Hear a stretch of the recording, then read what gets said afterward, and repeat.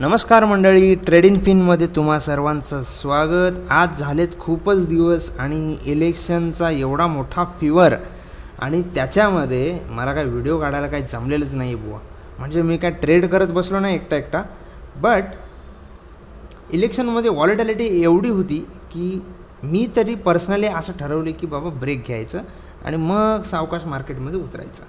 आता व्हॉलेटिलिटी हा प्रकार म्हणजे काय, ही जी उलाढाल आहे ना, हे जे व्यवहार होतात ना मार्केटमध्ये, याचा काही अंदाजच नसतो. हा अंदाज जर ओळखायचा असेल तर त्याला म्हणतात IV म्हणजे इम्प्लाइड व्हॉलेटिलिटी, आणि ती एवढ्या दिवसांमध्ये मार्केटमध्ये खूप जास्त होते. तरी पण आपण प्रिव्हियस बऱ्याच ॲनालिसिस व्हिडिओमध्ये एक गोष्ट कॉमन आपण म्हणत होतो की मार्केटमध्ये खूप मोठी रेंज आहे आणि ब्रेक करणं एवढं सोपं नाही. इलेक्शनचे रिझल्ट तुम्ही बघितलेच, BJP जिंकलेलीच आहे.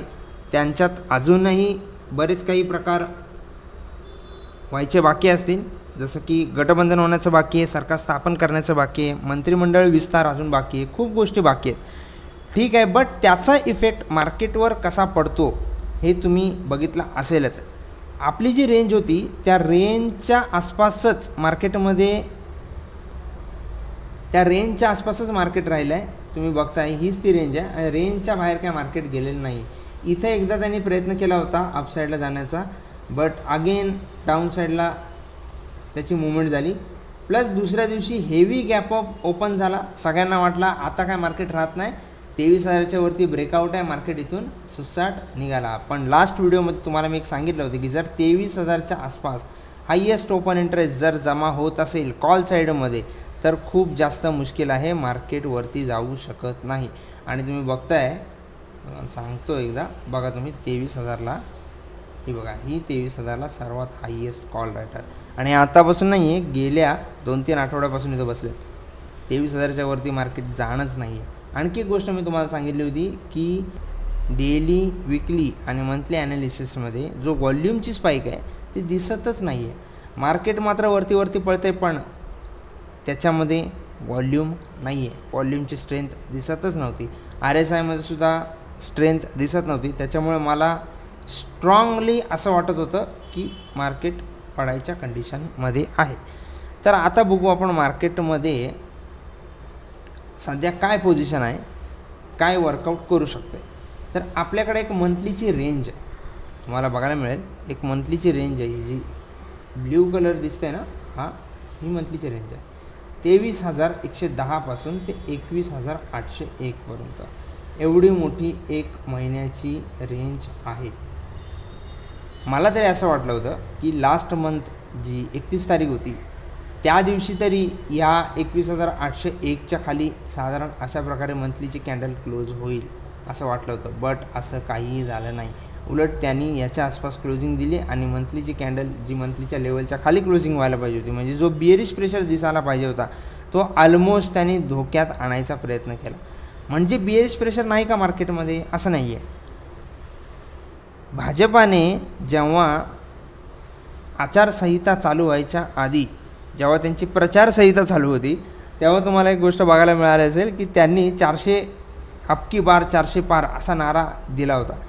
बट जेव्हा इलेक्शनचे रिझल्ट आले तेव्हा त्याच्यामध्ये काय एवढा दम दिसलाच नाही आणि 300ही पार करू शकलेली नाही आहे. त्याच्यामुळे जेवढेसुद्धा मोठे शार्क्स आहेत, जेवढेसुद्धा मोठे इन्व्हेस्टर, यांचं मन कुठे ना कुठेतरी दुखावलेलं आहे. कारण एकतर्फी सरकार यायला पाहिजे होतं बट आलेलं नाही आहे. एकीकडं मोदी म्हणत आहेत तर मी 400 पार हे फक्त एक नारा आहे, लोकांचं असं म्हणणं आहे किंवा विरोधकांचं असं म्हणणं आहे की त्यांचं फक्त एक अट्रॅक्शन करण्यासाठी की 400 पार होऊच शकत नाही. कारण प्रत्येकाच्या तोंडावर एकच प्रश्न आहे की मोदी 400 पार होणार की नाही होणार. आणि ॲक्च्युअलमध्ये भाजपाला जिंकण्यासाठी 400 पारची गरजच नाही आहे. 272 सीट खूप झाल्या त्यांना जिंकण्यासाठी. इस बार भी उनको लगता था कि 400 पार, आखिरकार स्थिति क्या हुई? इन सबको कहना ये पड़ रहा है कि 400 पार नहीं हो सकती. ऑपोजिशन क्या कहता है?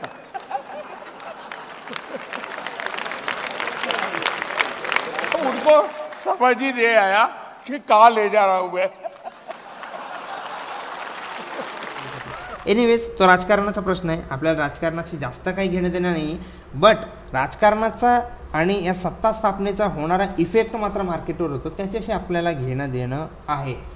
तर आपण बघतोय 1 आवरच्या टाईम फ्रेममध्ये की कशाप्रकारे एक रेंज आणि रेंजमध्ये अजूनही ब्रेकआउट मिळालेलं नाही आहे. आज कुठं 1 डेच्या टाईम फ्रेमला आपण एक बघू. 1 डेच्या टाईम फ्रेमला साधारण या विकलीच्या वरती क्लोजिंग आपल्याला, या विकली प्राईसच्या वरती क्लोजिंग आपल्याला दिसत आहे 22,417 आणि 22,520 या दोघांच्या वरती क्लोजिंग आहे. तरी पण 22,753च्या वरती क्लोजिंग झालेली नाही आहे. आपण एक्स्ट्रीम बुलिश कधी होऊ शकतो, जेव्हा 23,110च्या वरती ब्रेकआउट मिळेल आणि तिथून मग आपल्याला एक अपसाईडची मुवमेंट आपल्याला बघायला मिळू शकते जर हा ब्रेकआउट झाला तर. अदरवाईज डाऊन साईड जर ब्रेकआउट होत असेल 21,821च्या खाली किंवा 801च्या खाली तर ऑलवेज वेलकम आहे. तुम्ही इथे या लेवलच्या आसपास बिंदात शॉर्ट करू शकता. या ज्या पोझिशन झाल्या, हा जो आत्ताचा ॲनालिसिस होता हा स्विंगचा ॲनालिसिस होता. टार्गेट आहे आपल्याला 20,222, एकदम क्लिअर कट टार्गेट आहे. ह्या टार्गेटपर्यंत आपण पोझिशन होल्ड करू शकतो. जे लोक फ्युचरमध्ये ट्रेड करतात त्यांच्यासाठी 20,222 हा एक खूप इम्पॉर्टंट सपोर्ट राहणार आहे. किती पॉईंटची मुवमेंट आहे त्याच्याकडे एकदा आपण लक्ष देऊ. साधारण जर 21,801च्या खाली जर ब्रेकआउट मिळाला आणि यातूनच जर रिटेस्ट केला तर 801 पासून 20,222 साधारण 1,554 पॉईंटची मुवमेंट आपल्याला बघायला मिळू शकते. आणि ही ऑब्वियस गोष्ट आहे, बघायला मिळू शकते म्हणजे बघायला मिळूच शकते, सांगता येत नाही. अप्पर साईडची थोडी कल्पना देणं थोडंसं मुश्किल आहे कारण अजून सत्ता स्थापन झालेली नाही. मोदीचं सरकार तर आलेलं आहे त्यामुळे बुलिशनेस मार्केटमध्ये अजूनही दिसू शकते, पण ती कुठून तर 20,222 पासून आपल्याला बुलिशनेस बघायला मिळू शकते. त्याच्या खाली जाणार नाही अशातला भाग नाही. जो काही ऑप्शन डेटा आपल्याला सांगेल त्यानुसार आपण काम करू शकतो. तर वळूया आजच्या पोस्ट मार्केट ॲनालिसिसकडे. तर आजच्या दिवसात मार्केटने काय काय केलं इथे तुम्हाला बघायला मिळेल. ही आजची ओपनिंग आहे. हा ऑलमोस्ट डेलो म्हणावं लागेल कारण त्याच्यानंतर मार्केटनी 21,821ला सपोर्ट घेऊन मार्केटने अपसाईडची रॅली केली. आता त्याचं कारण खूप सोपं आहे. जर तुम्ही ओपन इंटरेस्ट बघाल तर ओपन इंटरेस्टमध्ये तुमच्या एक गोष्ट लक्षात येईल की 21,800ला कॉल साईड काही दिसतच नाही आहे, बट पुट साईडमध्ये बघा हेवीली ओपन इंटरेस्ट जमा होता.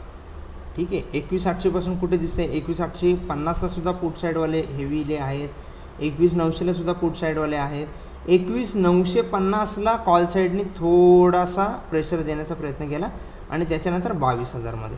ॲक्च्युअलमध्ये हा प्रेशर कुठून कुठे होता हे माहिती आहे का? 22,500पासून ते 22,000पर्यंत असे कॉल साईडमध्ये प्रेशर्स तयार होत होते. 23,000पासून 22,500वर, देन 22,500पासून 22,000वर कॉल साईडमध्ये अशा प्रकारे इन्क्रिमेंट आपल्याला बघायला मिळत होती. ओपन इंटरेस्ट खूप हायली इन्क्रीज होत होता. बट नंतर असं काय झालं की मार्केटने एक अप ट्रेंडमध्ये कन्वर्ट झालं. बघा तुम्हाला 10च्या आसपास बघायला मिळेल की पुट साईडमध्ये हेवीली ओपन इंटरेस्ट ॲड व्हायलाच लागला. 21,800ला बघा, 21,850ला सुद्धा बघा आणि 21,900ला सुद्धा बघा. तिन्ही स्ट्राईक प्राईजला ओपन इंटरेस्ट इन्क्रीज होत होता. जसं टाईम पुढे जात होता तसं ओपन इंटरेस्ट इन्क्रीज होत होता. आणि कालांतराने तुम्ही बघाल साधारण 11:11 आसपास इथे तुम्हाला बघायला मिळेल. बघा 22,000च्या आसपाससुद्धा पुट रायटर्सनी हेवीली इन्क्रिमेंट केली आणि त्यांनी दाखवून दिलं की 21,800पासून 22,000पर्यंतचा एरिया हा माझा आहे. हे पुट साईडवाल्यांनी क्लिअर कट दाखवून दिलं होतं. म्हणजे जर कॉल साईडवाले 23,000पासून 22,500ला प्रेशर देत होते, त्याचप्रमाणे 22,500वाले 22,000च्या स्ट्राईक प्राईजवर प्रेशर देत होते कॉल साईडवाले. त्याचप्रमाणे जर पुट साईडचं बघितलं तर 21,800वाले 22,000ला प्रेशराईज करायचा प्रयत्न करत होते. त्याच्यामुळे ही जी अपट्रेंडची जी मुवमेंट आहे आजची 600 पॉईंटची ती जी रिकव्हरी आहे ती खूप चांगली मिळाल्याने आपल्याला ऑप्शन चेनमध्ये आणि ओवाय डेटा ॲनालिसिसमध्ये कशाप्रकारे बघायला मिळालं हे आपण पूर्णपणे बघितलेलं आहे. तर आता आपण स्टार्ट करूया आपले 4 प्रकारचे सिनारिओ नंबर 1. जर मार्केटमध्ये फ्लॅट ओपनिंग झाली तर काय करावं लागेल? बघा फ्लॅट ओपन झाल्यानंतर 22,653 ते 22,417 हा एक कन्सोलिडेशनचा एरिया आहे.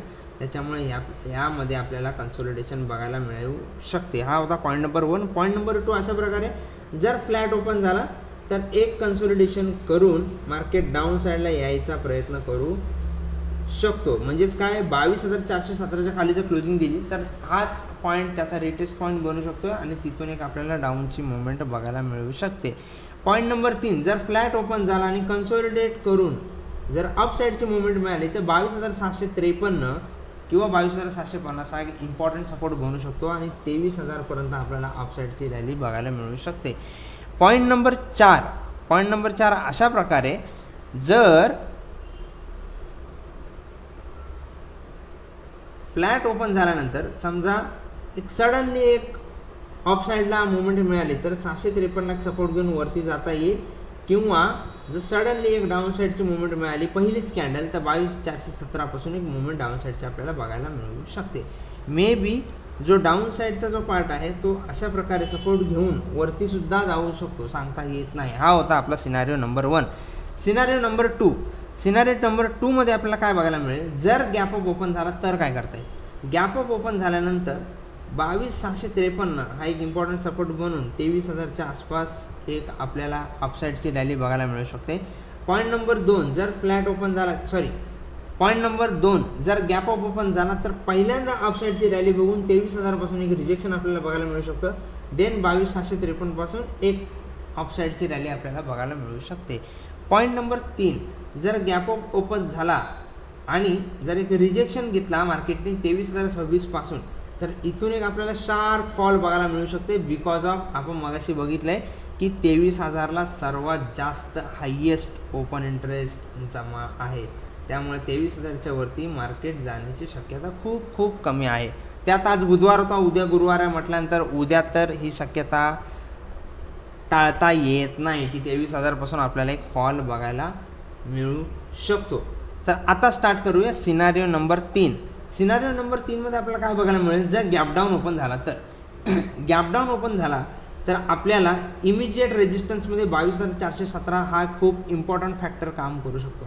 22,417 पासून आपल्याला एक डाऊन साईडचा एक कन्सोलिडेटेड ट्रेंड आपल्याला बघायला मिळेल टिल 21,821 पर्यंत. याच्यामध्येच पॉईंट नंबर 2, जर गॅप डाऊन ओपन झाला तर गॅप डाऊन ओपन झाल्यानंतर 22,200च्या आसपास आपल्याला एक सपोर्ट जर पुट साईडमध्ये बघायला मिळाला तर साधारण अशा प्रकारे सपोर्ट घेऊन मार्केट एक कन्सोलिडेशन रेंजमध्ये पुन्हा जाण्याची शक्यता आहे.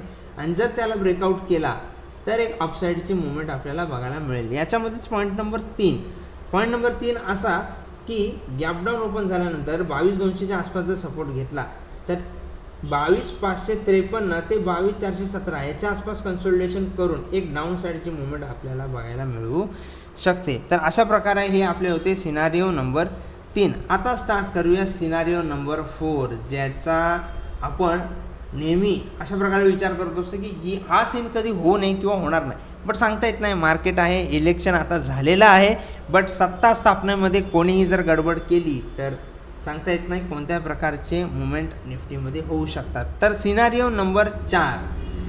नंबर 4 मध्ये पॉईंट नंबर 1 असा, जर 23,110च्या वरती जर एकदम हेवीली गॅप अप ओपन झाला तर काय करता येईल. तर इथं तुम्हाला बघायला मिळेल 23,062 हा एक इम्पॉर्टंट सपोर्ट कदाचित बनू शकतो जर पुट साईडमध्ये आपल्याला हेवीली ओपन इंटरेस्ट जनरेट होताना दिसला तर इथून सपोर्ट घेऊन मार्केट अपसाईडची एक रॅली आपल्याला बघायला मिळेल.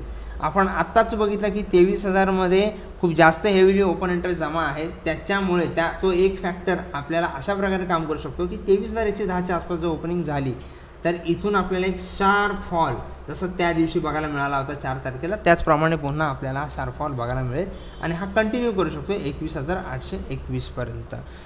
पॉईंट नंबर 3 अशा प्रकारे जर हेवीली गॅप डाऊन ओपन झाला तर मग, कारण आठवडासुद्धा पूर्ण व्हायला येतोय त्याच्यामुळे सांगता येत नाही, 21,821च्या आसपास जर गॅप डाऊन ओपन झाला तर 821 हा एक इम्पॉर्टंट रेजिस्टन्स बनून 21,281च्या आसपास आपल्याला एक कन्सोलिडेशन बघायला मिळू शकतो आणि त्याच्यानंतर एक डाऊन साईडला ब्रेकआउट बघायला मिळू शकतो.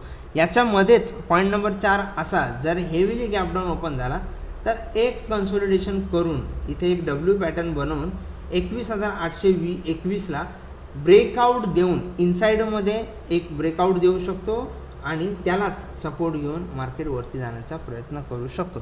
तर अशा प्रकारे हे होते 4 प्रकारचे सिनारिओ जे की आपल्याला निफ्टीमध्ये ॲनालाइज करायला खूप जास्त हेल्प करतात, खूप जास्त मदत करतात. व्हिडिओ तुम्हाला आवडला असेल तर नक्की लाईक करा, शेअर करा, सबस्क्राईब करा. तुमचे क्वेश्चन्स कमेंटमध्ये येऊ द्या आणि नवीन नवीन टॉपिक तुम्हाला जर पाहिजे असतील तर कमेंटमध्ये नक्की कळवा. अशा प्रकारे ट्रेड करत राहा, ॲनालिसिस करत राहा. थँक्यू.